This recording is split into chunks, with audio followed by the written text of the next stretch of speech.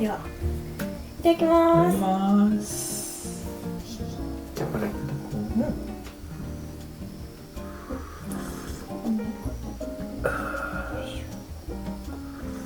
お疲れ様。う。お疲れ様。いただきます。割った方がいいやつ。さすが。お、やろう。うん。ぶどうが熱い。ぶどうやな。温め出しとこよ。美味しい。めっちゃ甘くない？甘い。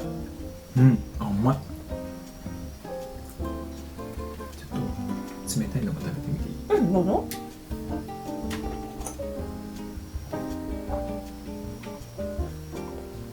いただきます。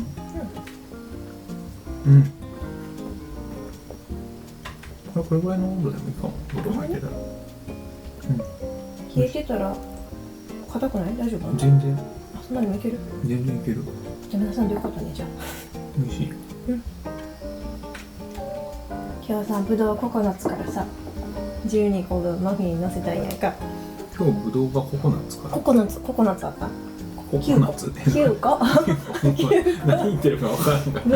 ぶどうが9つありました。9つありました。マフィンの型が12個やった。1店舗。算数の問題。なんで。緑が3つ、赤が6つ。これを12個にきれいに分けねばならぬって。まあ別にあれ簡単やけどさ。12個にきれいに分けた。綺麗にピッチシ収まってな、もうなんか金田一少年の事件簿のさ体の5号線6号線3人を4人分にする。死体が増えるってやつ、あれみたいやんなって思いながら何虚像の3つが増えたってことだよな。そうだから3つの緑ぶどうを4等分にして、そう12個にして、でこの紫ぶどうを2等分にしたのか。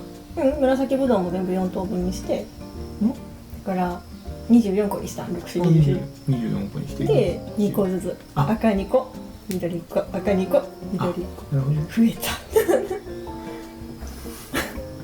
めっちゃ金田一少年の事件簿やと思うね。何体増やしたもうすごい、もう今日頭の中それいっぱいやって。では、はい、ごちそうさまでした。